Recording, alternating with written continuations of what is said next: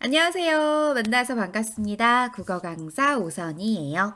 십지선다형으로 완벽하게 정리하니 쉽지. 오늘도 함께 열심히 한번 풀어보겠습니다. 정답은 3개고요. 적절한 것 골라주세요. 첫 번째는 역시 우리 늘 한글 맞춤법에 대해서 정리하고 있죠. 잠자는 시간을 쪼개서 공부를 했다. 자, 쪼개서에서 개라고 하는 글자를 집중해 주시겠어요?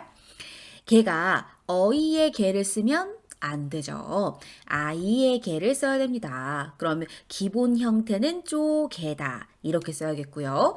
물체나 공간 따위를 둘 이상으로 나누다 라는 뜻입니다. 자, 그럼 첫 번째 한글 맞춤법 틀렸고요. 두 번째는 바로 띄어쓰기와 관련된 문제입니다.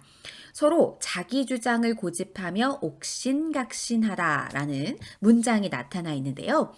자, 지금 띄어쓰기와 관련된 노란색으로 표시된 부분을 한번 확인하실 수 있을 텐데, 전 이렇게 문장을 보면서 꼭 내가 문제로 확인해야 하는 그 부분만 집중하지 마시고 다른 부분도 보시면 띄어쓰기의 전반적인 공부를 하실 수 있을 것 같아요. 뒤에 보시면 옥신각신하다라는 말도 보이죠? 이것도 옥신, 띄고 각신 아니고요. 옥신각신 한 단어이고 뒤에 하다도 앞에 말에 붙여 써야 한다는 점까지도 알 수 있게 됩니다.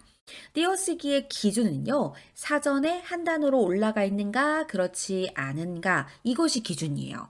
자기 주장을 사전에 쳐보시면 이게 한 단어로 검색이 됩니다.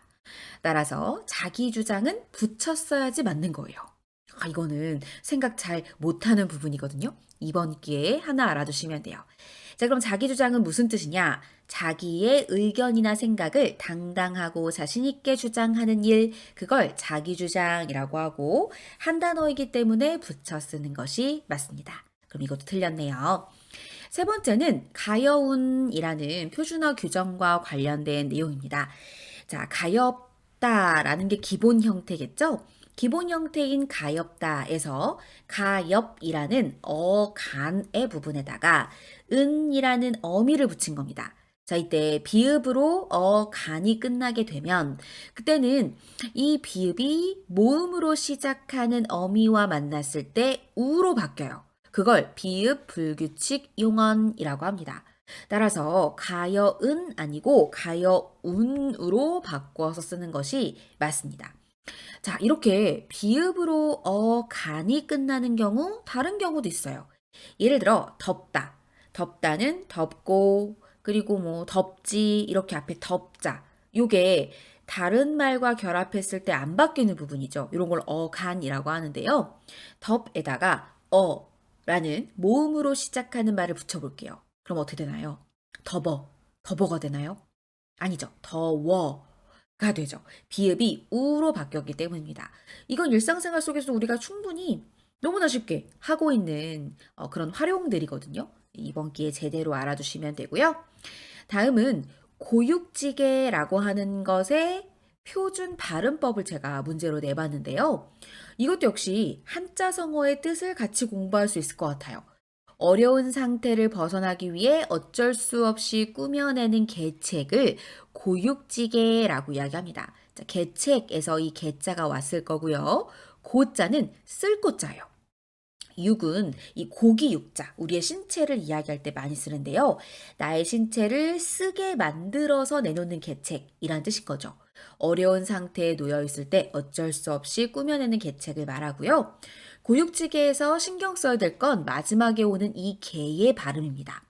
여기 보면 요 개가 나오죠? 이렇게 자음, 뭐 기역과 같은 이런 자음과 함께 오는 예는 에로도 발음할 수 있어요. 그럼 이거 맞을까요? 근데 하나 놓친 게 있습니다. 고육지게의 요 밑에 받침 기역이 뒤에 오는 지읒을 찌라고 발음하게 만들죠. 따라서 고육지게라고 발음해 주셔야 돼요. 그럼 이건 틀린 거라고 할 수가 있겠죠?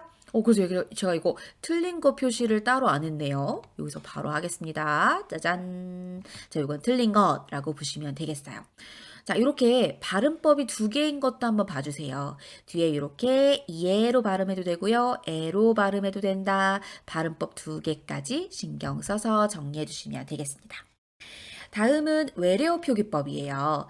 외래어 표기법에서 비틀즈라고 써 있는데요. 비틀즈는 비틀스라고 쓰는 것이 맞습니다. 자, 이것도 역시 좀 우리는 비틀즈라고 발음하는데 네, 발음은 그렇게 하셔도 돼요. 외래어 표기법은 표기법에 대한 규정이기 때문에 쓸 때만 공통적으로 만들어 놓은 것뿐이에요. 이거 비틀즈라고 발음해도 뭐라고 안 해요. 근데 그걸 쓸 때는 이렇게 쓰자라고 통일된 표기법을 만들었을 뿐입니다. 아셨죠? 다음은 거두절미하고 하고 싶은 얘기가 뭐야? 라고 되어 있죠? 거두절미 한자 성어고요. 거두절미는 어떤 일의 요점만 간단히 말하는 것을 거두절미라고 이야기하죠. 그럼 얘는 맞게 잘 설명한 거네요. 또 참을성이 모자라 입놀림이 가볍다. 이 입놀림을 파생어라고 적어놨는데요. 입이라는 것도 어근이고요. 놀림도 어근이기 때문에 이 두 가지는 합해졌을 때 합성어가 만들어지는 방법입니다. 각각이 다 어느 곳에서도 다 사용될 수 있는, 어느 문장에 가서도 다 그 형태로 사용될 수 있는 그런 실제 뜻을 가지고 있는 그런 경우라고 할 수가 있겠죠. 실질적인 뜻을. 자, 그래서 얘는 틀린 거고요. 자, 여덟 번째. 우리 연구부를 기술 개발의 산실로 키우겠다. 산실이라고 하는 것은요. 뒤에 나와 있는 요 한자가 잘못됐습니다. 한 글자가 잘못됐어요. 네, 이거는 나을 산에 집실자를 써서 낳는 곳 혹은 그런 바탕을 산실이라고 얘기를 하고 있어요. 근데 지금 앞쪽에서 산실이라고 할 때 썼던 실은 잃을 실자입니다. 지금 여기 아까 지워져 있었던 그 실은 잃어버리다 라고 할 때 쓰는 실자인데요. 여기랑은 뜻이 어울리지 않죠. 그래서 한자어 공부는 기본적으로 한자 하나하나의 뜻을 알아두면 아무래도 한자어 자체를 공부하기가 좀 더 쉬워지지 않을까라는 생각이 드네요.